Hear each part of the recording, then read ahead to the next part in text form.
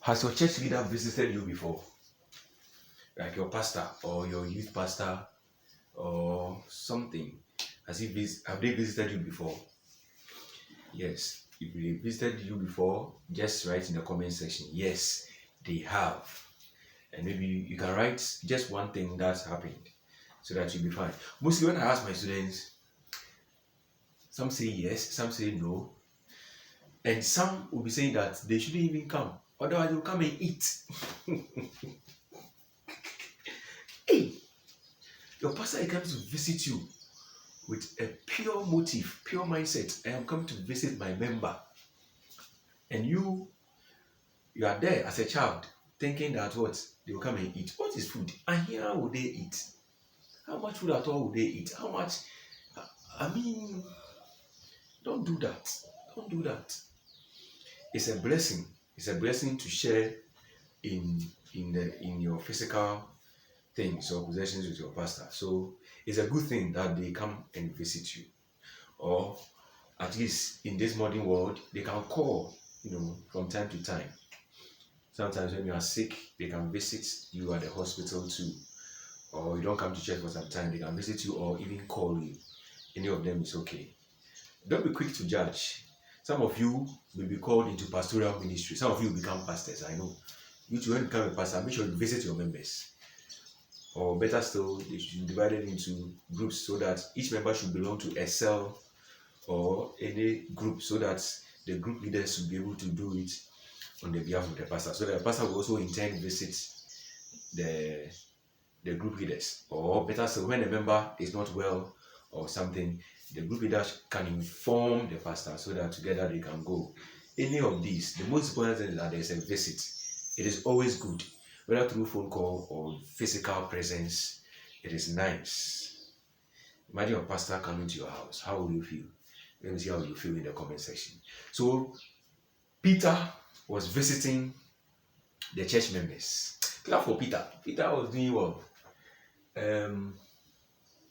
So this is the third topic under the mission to the Gentiles. Still on chapter 9. Please, we are still on chapter 9. So chapter 9 verses 33 to 43. Or let's say 34. Let's say 34. Yes. So Peter in Lydda and Joppa. So Peter did well. Bible says that he was going in and there among the believers, meaning he was visiting the believers. And as part of the visitation, he happened to visit Lydda and Joppa too. Lydda and Joppa, I'm sure, was mentioned especially because of the peculiar things that happened. So this is the map, okay?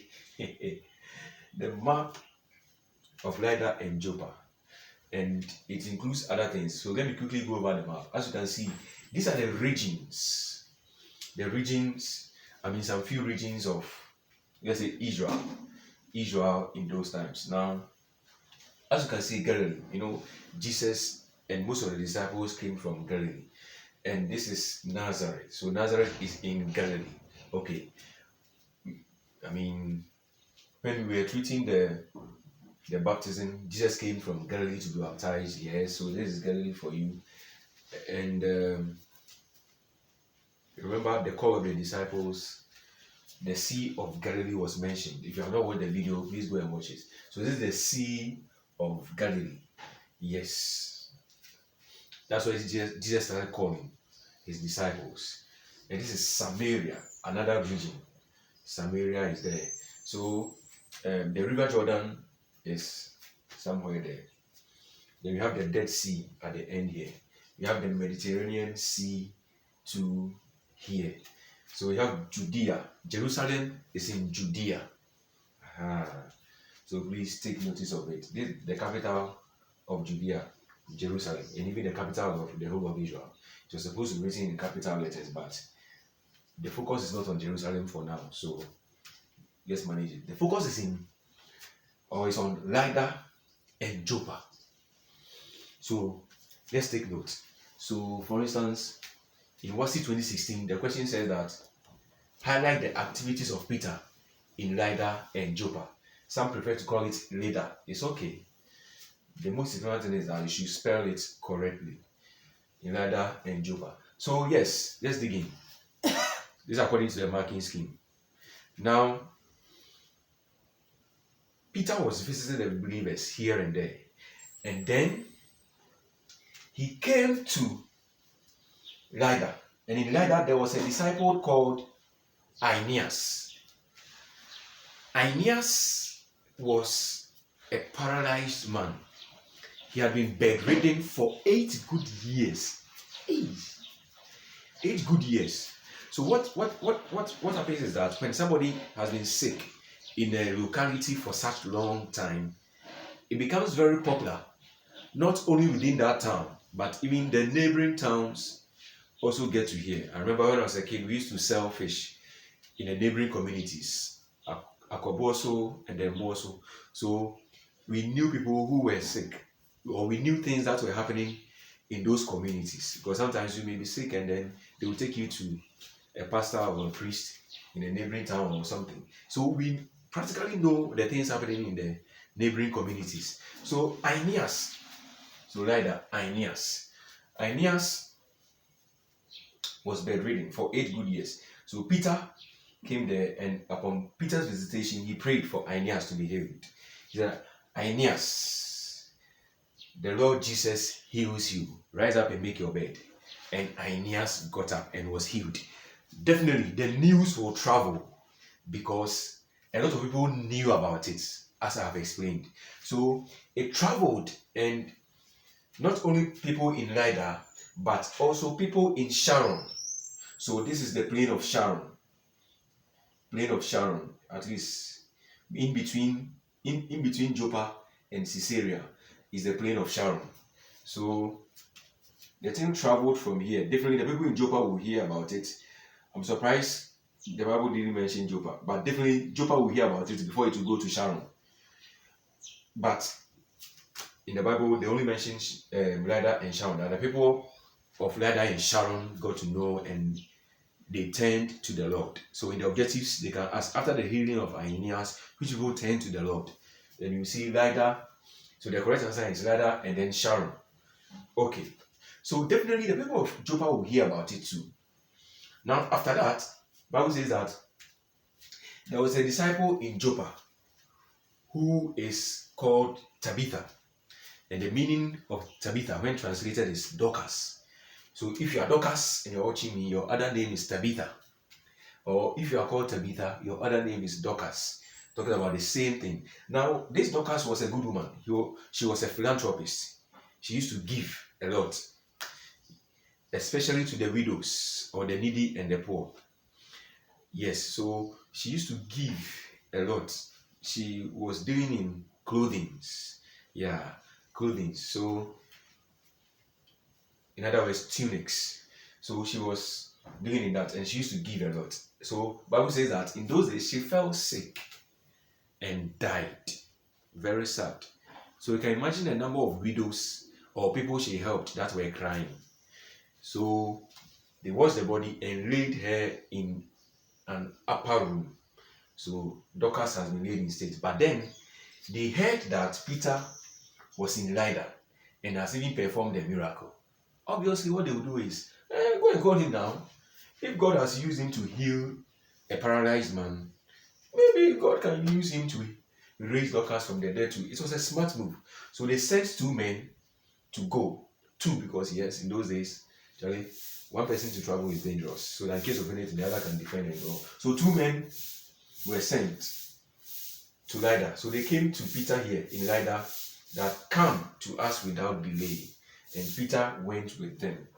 The research told that the distance between Lydda and Joppa is about 28 kilometers. And it takes about 27 minutes drive. Did they drive? I suspect they walked. When you walk, it will take a bit longer. So Peter went there without delay. And when he got there, he saw the widows crying and even holding the tunics or the clothing that Dorcas used to make when she was alive with them. And they were crying. Ajay, Ajay, Dorcas, I'm crying in my local dialect. You can also cry in your own local dialect. Yeah, so when Peter got there, he he he he told all the widows to actually leave the room. He was learning from his master. Jesus also used to do that. So they left the room and he knelt down and prayed. And after praying, he turned to the body and said, Tabitha, arise. So Tabitha opened the eyes, and when she saw Peter, she stood. I mean, she sat upright on the bed, and Peter held her hand, and then she got up. And Peter presented her alive to the believers. Oh, clap for Jesus. So Dorcas has been raised from the dead. I normally tell my people that when you die, the kind of people you associate with are the ones who will come for your funeral. So if you're a weed smoker and you are hiding it, on the day of your funeral, the weed smokers will come in their numbers. They are coming to pay their last respect. Yes, so be careful how you live your life, because no matter what, in the end, it will show. If you associate with good people, righteous people, believers will definitely also come and honor your funeral. I'm not saying you will die. No, that's not what I'm saying. So after Peter raised her, Peter presented her to the disciples, and they were happy. And all the people in Joppa also turned to the Lord. They believed in the faith, and they were saved.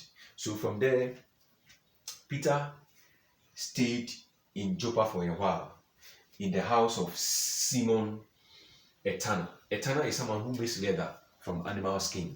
So the profession of this Simon is tanner. Don't forget, Peter is also called Simon Peter.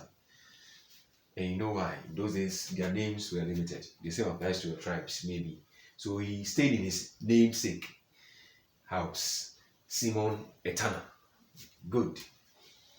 So he was still in Joppa in the next topic when it happened. So in the next topic, he will be called to Cornelius' house. Cornelius was in Caesarea. That's why I intentionally included Caesarea in this. That's for the next topic. And that's basically. Now, I want you to take notice of something. Don't let the venues confuse you. So, D.O. was in J.O. Because sometimes in the objectives they can ask, where was Dorcas? Dorcas was in Joppa. Dorcas was the one that died. So once you know that D.O. was in J.O., Dorcas in Joppa, automatically you know where Aeneas is. Because the other time is Lydda. So please take note of it. Now, other subtopics related to this is benefits of church leaders' visit, or benefits derived from church leaders' visit. So as you can see, through the church leaders' visit, miracles are able to happen. They pray for the sick and they receive their healing. Also, sometimes they discuss things pertaining to the church, or members are able to put their views or issues across to the leadership of the church when they do visit. The members also feel proud and happy that they have been visited. Yes.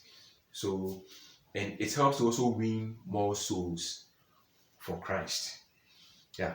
Then another subtopic is ways in which some pastors hide behind miracles to cause havoc in the society. One is the fact that some pastors charge huge sums of money before attending to their members or clients. They call it consultation fees. It is wrong. Secondly, some pastors also use questionable methods in praying for their members. Example, sleeping with people's wives and the women in the church in the name of deliverance. And then also, some pastors abuse the rights of their members, all in the name of deliverance. Sometimes it's verbal abuse. They just insult them. or in the name of preaching or deliverance or whatever it is. Sometimes it can be physical abuse. Sometimes they punch them, they beat them, or sometimes they even step on them. All kinds of abuses. It is not good. Please, if you are like that, stop. Yes, so stop it. Yes, another reason which some pastors hide behind miracles to cause havoc in the society is the fact that they give false prophecies. They give false prophecies that your mother is the one doing you, your father is the one doing you, and in the end, they cause commotions in the families. Even if it is true, Jesus never accused somebody of witchcraft. He will just pray and cast it out. Yes, so basically that's it. So there are what's the questions in the video description. Just take a look at them and then solve them. This has been your teacher, Sir Kwame. Please subscribe and share the video with your friends. Thank you very much.